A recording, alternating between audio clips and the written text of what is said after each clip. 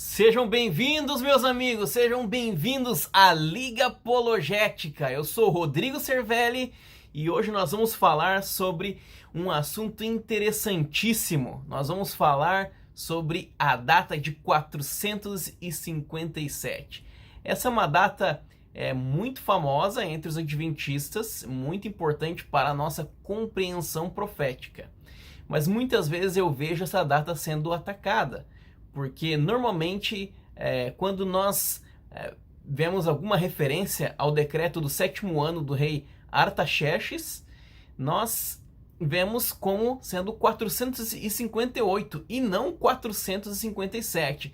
Então algumas pessoas acabam, de alguma maneira, tendo uma opinião contrária à Igreja Adventista, criticando a Igreja Adventista, mas eu vou mostrar para vocês que a data de 457 é uma data muito sólida. Eu, particularmente, não sou o tipo de pessoa que é sistemático com respeito a datas proféticas, né, que certas datas têm que acontecer no exato mês, ano e dia. Eu acho que deveria ser uma coisa um pouco mais flexível, porque, afinal de contas, nós estamos lidando com profecias bíblicas. Mas essa é a minha opinião, tá?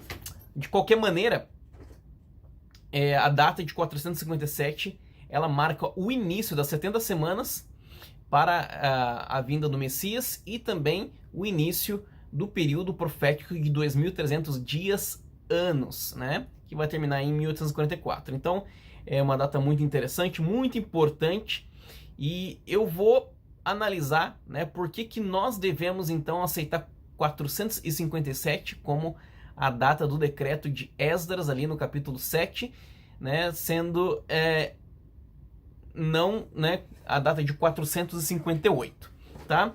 Então, o que acontece, a gente tem que, a primeira coisa, reconhecer que o calendário usado nos tempos antigos, ele não era o calendário gregoriano, tá? Ele era um calendário lunisolar. E dentro desse calendário lunisolar, nós temos diferentes maneiras de iniciar e terminar um ano. Como, por exemplo, os persas, eles começavam, né, e terminavam o ano na primavera, né? Então, o calendário deles ali ia de primavera a primavera. Já, se você pegar, no caso, os judeus, o calendário civil, ele ia de outono a outono. Então, nós temos aí uma diferença de pelo menos 6 meses. Isso acaba influenciando na questão das datas de uma maneira até que relevante. Agora, um outro problema que nós temos que reconhecer também é a questão do ano da ascensão. Então não quer dizer que o rei morria, né, e vinha o outro rei ali, ele começava a reinar e aquele já era considerado o primeiro ano daquele rei. De maneira nenhuma. O que acontece é que aquele ano ele era considerado o ano zero, o ano da ascensão. Então, o reinado daquele rei, ele começaria a ser contado a partir do próximo ano, né, no calendário civil. Então, nós temos que reconhecer que isso acontece também com a transição de Xerxes para Artaxerxes.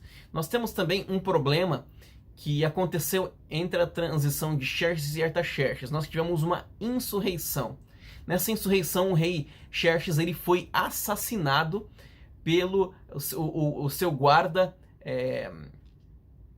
um dos seus guardas reais, né, o chefe da guarda real. O nome dele era Artabanos, com a ajuda de Mitrades, que era o mordomo do rei.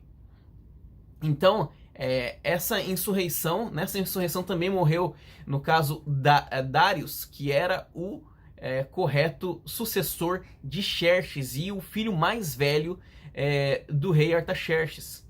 Então, a gente não tem exatamente uma ideia de quanto tempo durou essa insurreição, tá? Mas se a insurreição ela durou pelo menos 6 semanas, isso já colocaria a ascensão de Artaxerxes para o próximo ano judaico, ou seja, isso estenderia o ano da ascensão de Artaxerxes para outono de 464, ou seja, combinando com o 7º ano caindo justamente em 457 como a data do decreto para restaurar Jerusalém.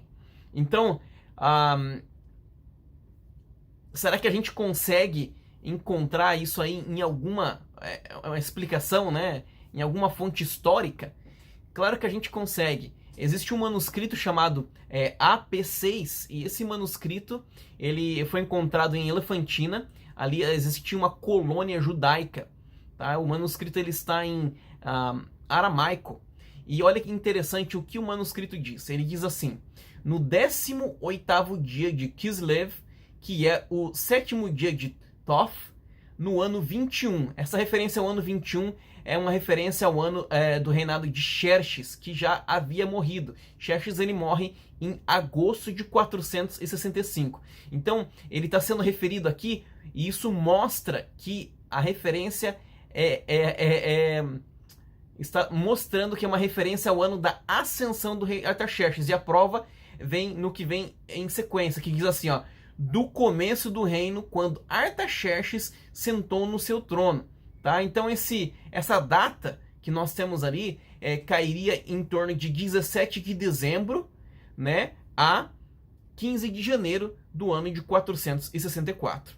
Tá? Então, de dezembro de 465 a janeiro de 464. Interessantemente, o cronógrafo egípcio Meneto fala que entre Xerxes e Artaxerxes, Artabanos reinou por aproximadamente 7 meses. Ou seja, isso combina justamente com o manuscrito aramaico que foi encontrado.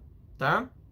Então, isso prova que a ascensão de Artaxerxes, né, depois da morte do seu pai, ocorreu depois do início do novo ano judaico.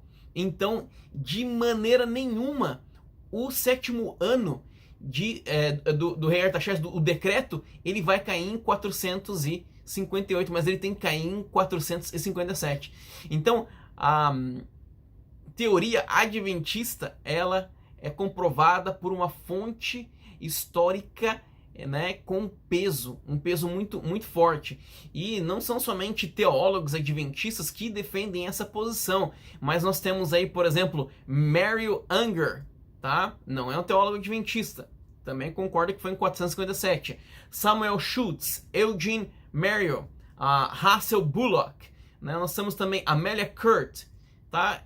Infelizmente, a maioria dessas fontes a gente não encontra em português, mas eu consigo encontrar uma fonte em português. Se você tem o livro Merece Confiança, o Antigo Testamento, de Glacian Archer, tá? Nas páginas 356 e 357, você vai ver que ele aceita a data de 457 como sendo o ano do decreto para a restauração de Jerusalém do 7º ano.